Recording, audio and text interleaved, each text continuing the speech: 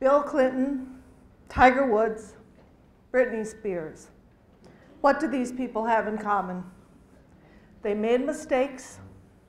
They were given second chances by the public. What else do they have in common? They are all celebrities. They all have money, and they all have a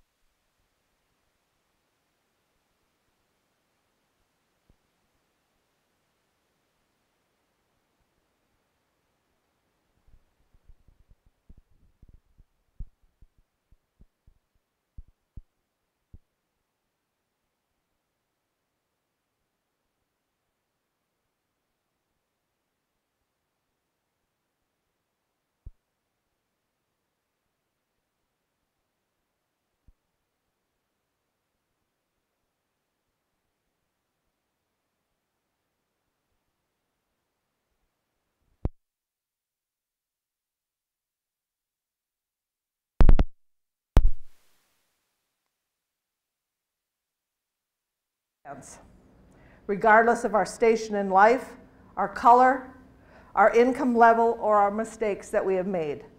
Because we all have at some point have asked for a second chance. We have all asked for compassion. We've all asked for forgiveness. We've asked for somebody to trust us. And the power of all this unites us. I observe that society is risk adverse, and consequently, second chances are even more difficult to come by. We are not rewarded for challenging current systems. I have witnessed that controversy surrounding new ideas makes us feel uneasy. I've had the privilege of spending my entire career in the human services field, but what I have consistently learned is that we are comfortable only tweaking around the edges. We are not comfortable with leaping to rethink and rework the larger systems that ultimately shape our communities. And that's maddening, because the current systems can withhold opportunity, particularly for those experiencing adversity. For the low-income families, for the people re-entering from correctional facilities, for veterans returning from serving our country, for those struggling to put food on the table. We wonder why people go from being peaceful to being forceful, from meek to mild, or lose their way.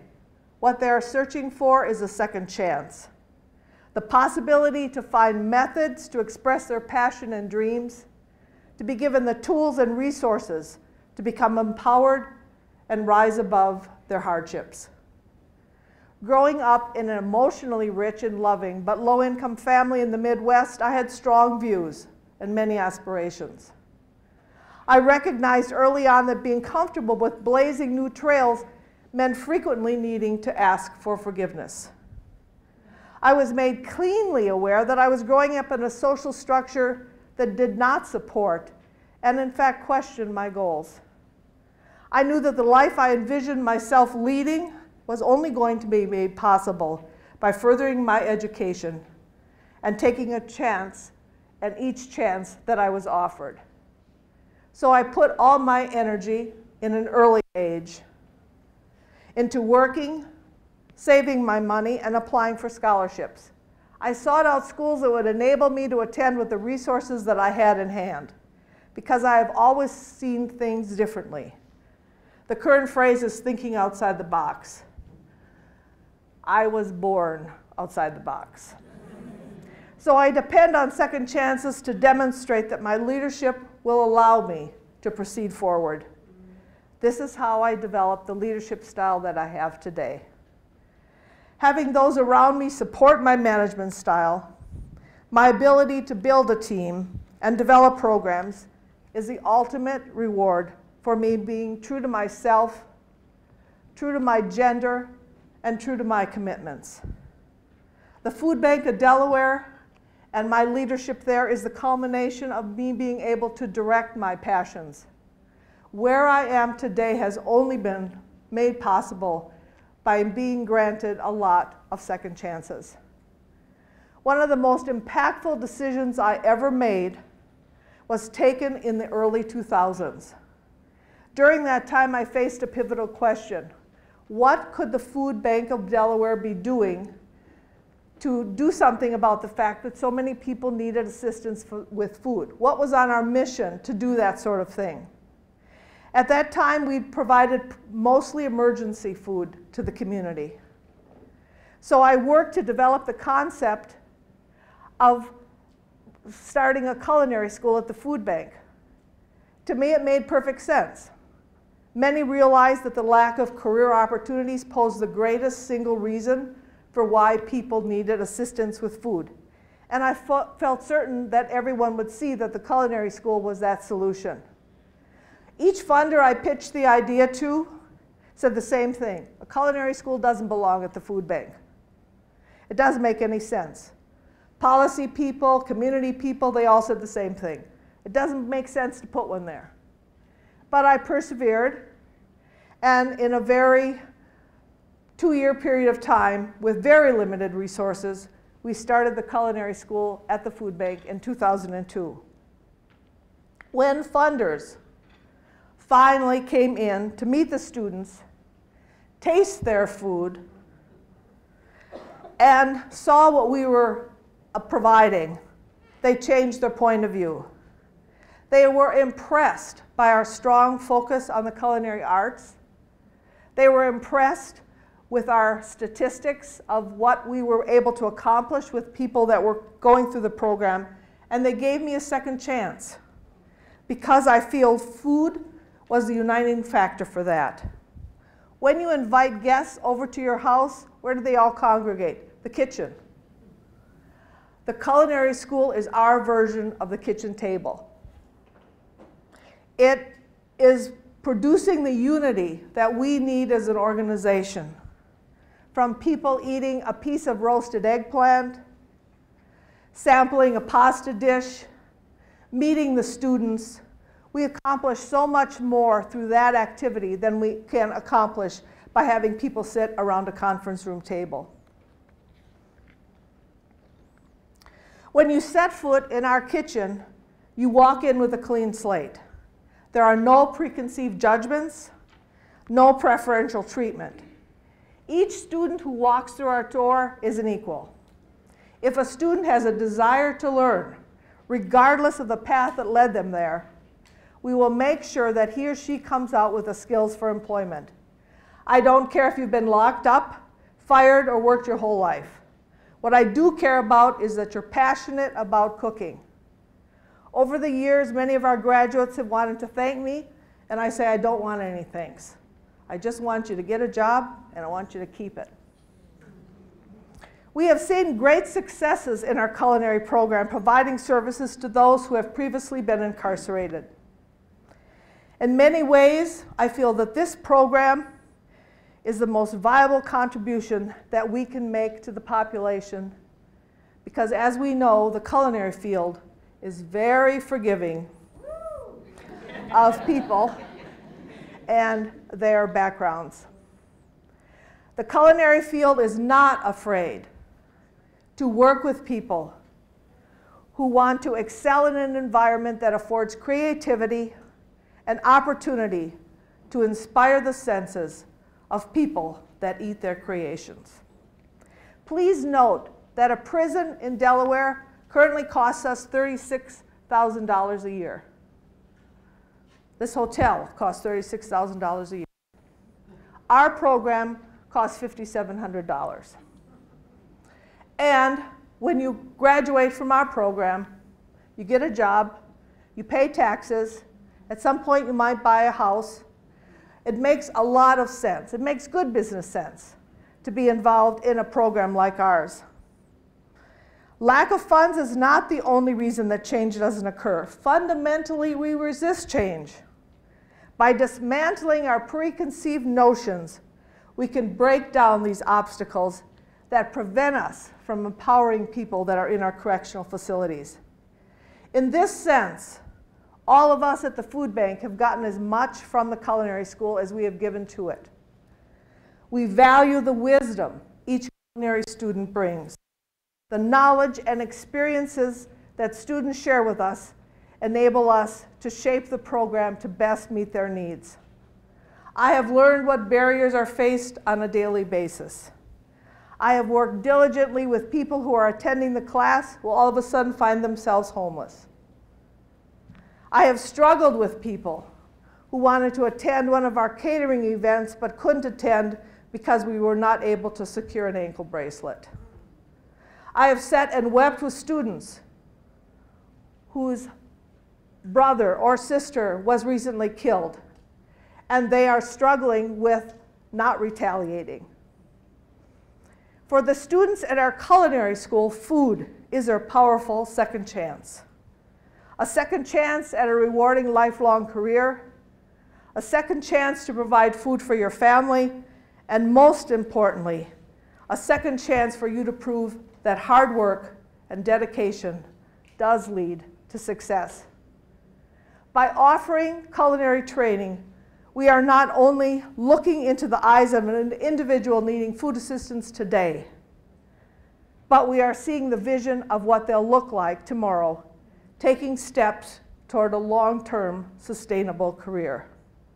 You notice the students with me on stage today, which I would like to be able to hide behind, to be quite honest. These three represent the more than 400 students who have completed our program. None of them came to the culinary school with extensive food experience, but all of them right now are moving up the ranks in the culinary field. Let me introduce you first to Javier. Javier is a natural-born baker and the son of immigrants. His family came to this country for a second chance at success. He knew the opportunity to attend the culinary school free of charge was the open door he had been waiting for. He has a natural-born talent that wasn't discovered until he stepped foot in our culinary program in Milford. When Javier is baking, you want to start every meal with dessert. He can bake and decorate anything.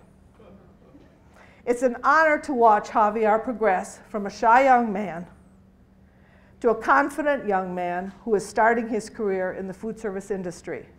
The first job he secured proved he was on the right path. Our students come from all walks of life. Troy, a father of 3 girls, made a mistake that landed him in prison. While he was incarcerated, he learned about the culinary school. After he served his time, he enrolled in both the kitchen and the classroom to learn training. He landed a job upon graduation at a canal front restaurant as a line cook. Since then, he has had several jobs in the field. His longtime goal is to own and operate a food truck. He comes regularly back to the food bank and acts as a mentor for many of our graduates. Attempted robbery landed the last student in prison. Determined to get his life on track, Tim enrolled in the Milford Culinary School at the urging of the Sussex County Correctional Institute. The 14 weeks were life-changing for him. His commitment helped him land employment even before he completed the program. He has already received several promotions at a popular Lewis restaurant. He is determined to continue on with this career.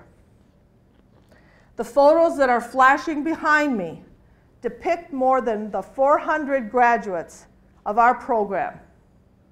Through these experiences, through these stories, I have come to realize that current correctional facility environments hold a multitude of individuals who have unrealized potential, who are struggling to be acknowledged, struggling to secure the support systems they need to make this potential a reality.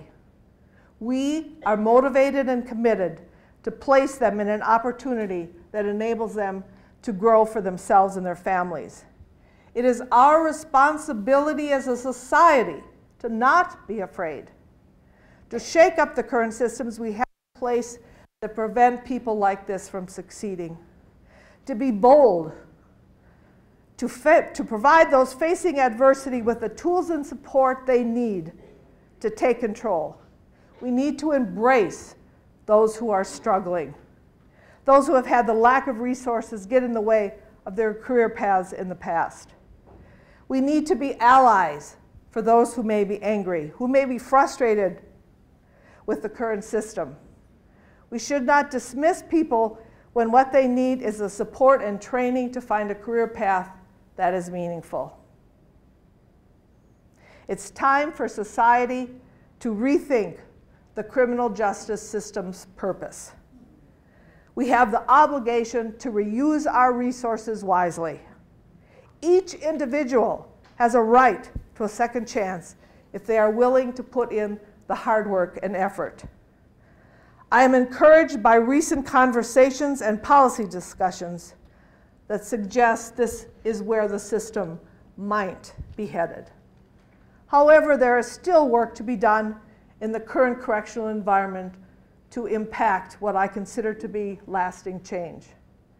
It is my hope that these discussions will lead to rigorous debates and swift public policy changes that challenge the current systems.